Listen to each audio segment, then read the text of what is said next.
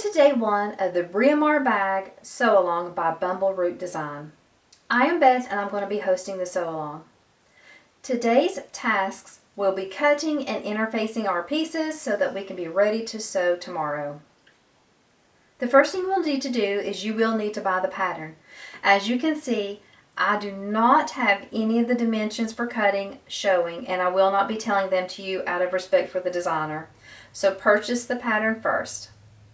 You do not need to print out anything to sew this bag. You can use the pattern dimensions right here to be able to cut out your pieces. If you want to, you can print out the pattern pieces to make it easier if you feel like that would be better for you. It is a personal preference. I'm going to be going over the cutting chart so that you understand how to use it. On this section here, you can see the name of our pattern pieces. This section tells us how many we need to cut out. This section will give you the dimensions, and this section will give you a little bit of extra information if needed. For our exterior, we're going to either be using leather, vinyl, cork, or fabric. As a side note, if you choose to use fabric, you will need to use an interfacing that will make it feel the same thickness and stiffness as a leather, vinyl, or cork so that you achieve the same structure for the bag. I am using a vinyl, so I will not be going over interfacing every piece. Just as a note though, if you do use fabric, you will have to interface every piece. For the lining, you can choose to either use a cotton canvas, a regular cotton, or a waterproof canvas. I'm using a cotton canvas, so I do not need to add in any interfacing. If you use a regular cotton, you will need to use a light to midweight interfacing there also. Stabilizer. We have one small piece of stabilizer that we will use. I will show you that and talk a little bit about that whenever we get to that section. So let's get started looking at each piece individually and talking a little bit about it. Our first piece is the main panel. This is considered the top of the main panel where you have your cutouts. It is best to use a non-directional material with this pattern because this bottom will end up being the top of the other side. So if you have a directional material, it would end up being upside down on one side. So it is best, at least for your first one, to use non-directional. So this is your A main panel. You need one of these. Now we're going to look at our top panel. This will be considered our top edge. So again, if you're using directional, you would make sure that you cut it so that this will be the top, this will be the bottom, this will be your, this will be your sides. Okay, that is our top panel piece B. We only need one of these. Now for C, our side panel, we will need two.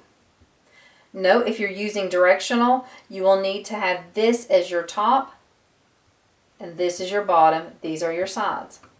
Also, as a side note, you can use different colors or styles for any of these pieces. So I am making my A, B, and C, all of my exterior, all the same color. But you do not have to do that. You can mix and match however you choose to do that.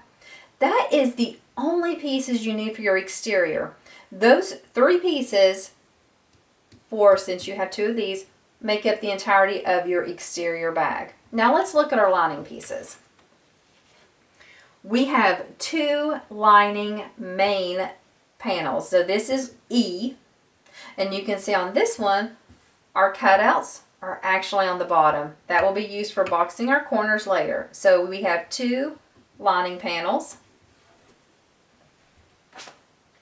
And we have one front pocket. This is D. Just a square here.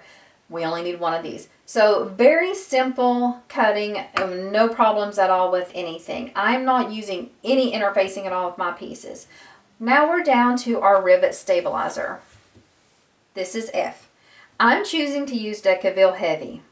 You do not have to use this. You can use Decaville Light. You can use really anything. If you only have a shape flex or a lot, you could use 2 of those. It doesn't matter. This is just for rivet stabilizing. So what we'll do with this piece right here is we'll take our side panel C and we will flip it over. On the top edge, we're going to make 2 marks here. Let me turn that around so you can see it just a little bit better. I'm going to make a line here at the center. Then I'm also going to draw another line 1/4 of an inch down from this top. I'm going to take my rivet stabilizer and I'm going to line it up and center it with those 2 lines. So you can see the top of my stabilizer is just touching my 1/4 of an inch line, but it is also centered left to right. What I'm going to do now is I'm going to use my iron and I'm going to apply heat to this interfacing. On this side of the interfacing is the glue. The glue goes to the wrong side of your panel C. And then even though this is a vinyl, we can still iron on the wrong side of it. We just can't put the iron and leave it, for several minutes or something. We will put it down, move it, and check and see if it has melted the glue enough so that it sticks. I usually do this. I'll usually put my iron down for a few minutes, and then I will flip over that entire piece to use the residual heat from my ironing mat or ironing board and kind of push firmly on that to kind of get the glue to melt a little bit more that way. This is all you need as far as your preparation for this pattern. Very simple. So A, B, C, D, E, and then attach F to your C piece. That's all you need. So for day 1 tasks, you complete this and then please post a picture of this underneath my post in the group so that way you will be entered into the giveaway at the end. If you have any questions, concerns, any issues, please post them on this comment or put them in the group and I will answer those and go over anything you need. Thank you so much, and I can't wait to see you tomorrow when we finally get to start sewing.